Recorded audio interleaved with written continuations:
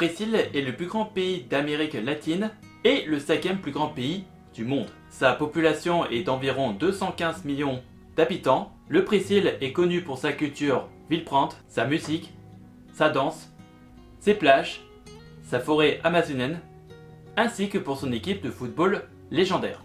Le tourisme est une industrie importante au Brésil, avec plus de 6,6 millions de visiteurs étrangers en 2017.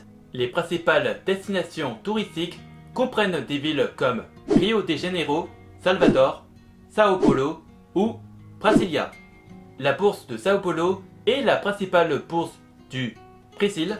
Elle a été fondée en 1990 et a connu une croissance constante depuis sa création. L'indice phare de la bourse de Sao Paulo est l'indice Bovespa, qui est composé d'environ 100 des capitalisations boursières du pays. Au cours des dernières décennies, la bourse du Brésil a connu des hauts et des bas. En 2008, la crise financière mondiale a eu un impact significatif sur la bourse brésilienne, entraînant une baisse de 41% de l'indice Bovespa. En 2020, la pandémie de Covid-19 a eu un impact négatif sur l'économie brésilienne et la bourse brésilienne. Dans cette vidéo, nous allons parler de l'investissement dans le marché boursier du Brésil et voir ce qui est intéressant à apprendre de ce pays en fonction de son avenir potentiel et des risques. Et parlons des avantages d'investir dans le marché boursier brésilien.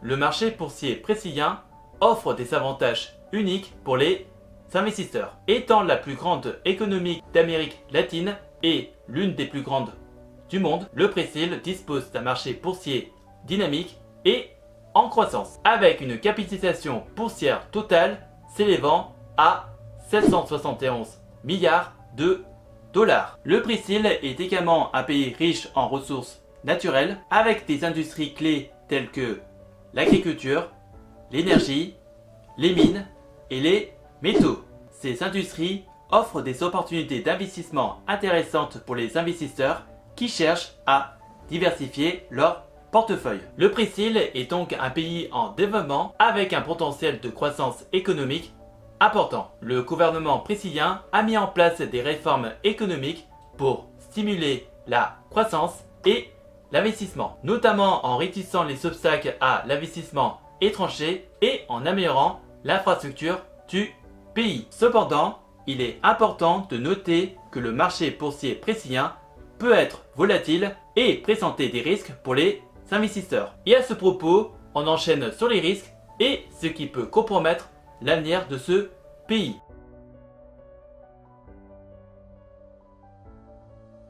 Le marché boursier brésilien peut être volatile et présenter des risques pour les investisseurs comme la volatilité des prix des actions, les fluctuations des taux de change, les risques de liquidité et les risques de crédit. Le Brésil est aussi confronté à des défis économiques tels que la faiblesse de l'investissement, une fiscalité lourde et complexe, des retards bureaucratiques et une législation du travail lourde et rigide. Un des plus gros problèmes majeurs des entreprises brésiliennes est l'insuffisance de l'épargne. Les entreprises ont un accès limité aux capitaux de long terme et font face à des coûts d'emprunt élevés, ce qui limite leur propension à investir. Par ailleurs, la faible maturité des crédits conduit les entreprises à consacrer une part importante de leurs ressources au service de la dette plutôt qu'au financement de projets productifs. Ce pays a été également confronté à des scandales de corruption politique qui ont eu un impact négatif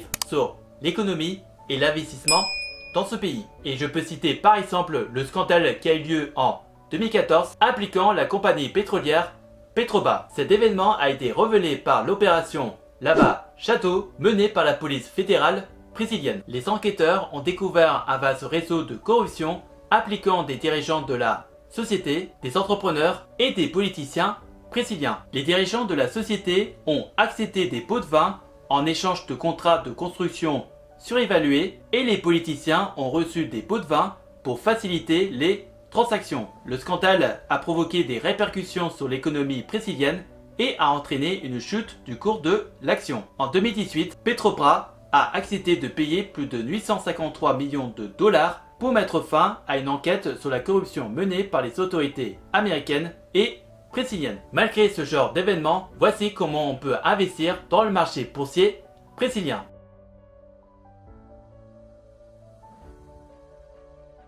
Une des manières les plus simples pour investir efficacement dans le marché boursier brésilien est de le faire à travers des ETF. Nous avons par exemple le Lixor MCI Brasil. C'est un fonds négocié en bourse qui suit la performance de l'indice MCI Brasil Net Total Return UCD Index. Cet indice vise à représenter la performance des larges et moyennes capitalisations du marché brésilien. Et nous avons aussi le Franklin FTSE Brasil. Cet indice suit les 30 plus grandes entreprises brésiliennes cotées en bourse, pondérées en fonction de leur capitalisation boursière flottante, avec une limite de pondération de 18% pour chaque entreprise. Et je peux parler notamment de deux entreprises brésiliennes qui peuvent être intéressantes dans un contexte d'investissement, mais ce ne sont pas des recommandations et je vous invite à faire vos propres recherches. Vous avez par exemple Vale, une entreprise minière brésilienne qui se concentre sur la production de minerais de fer et de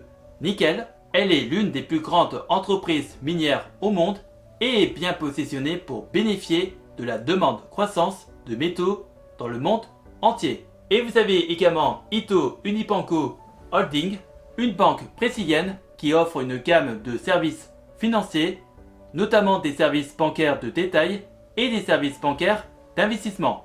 La banque est bien établie et a une forte présence sur le marché brésilien.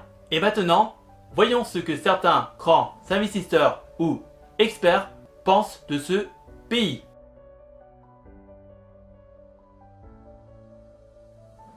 Alors, je vous avoue que je n'ai pas trouvé grand chose à propos des analyses ou opinions de certains grands investisseurs ou experts qui auraient pu donner leurs avis à propos de ce pays, mais j'ai trouvé ceci.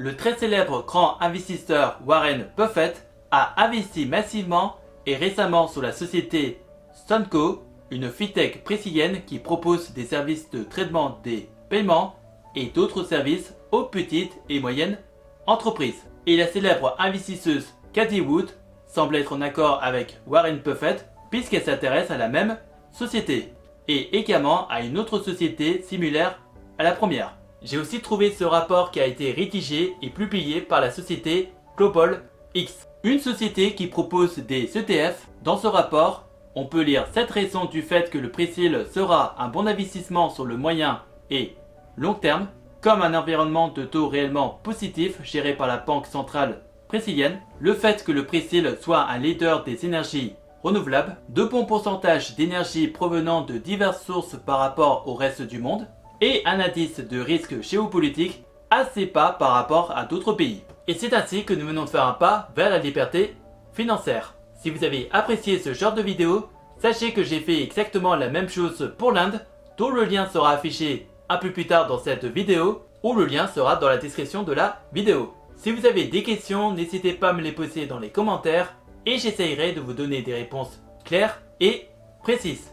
Et si par hasard tu cherches des solutions pour faire travailler ton argent ou générer un revenu passif, tu peux regarder dans la description de la vidéo des playlists de vidéos d'avis de plateformes d'investissement que j'utilise pour faire travailler mon argent, que ce soit dans la bourse, les prêts, l'immobilier ou les crypto-monnaies.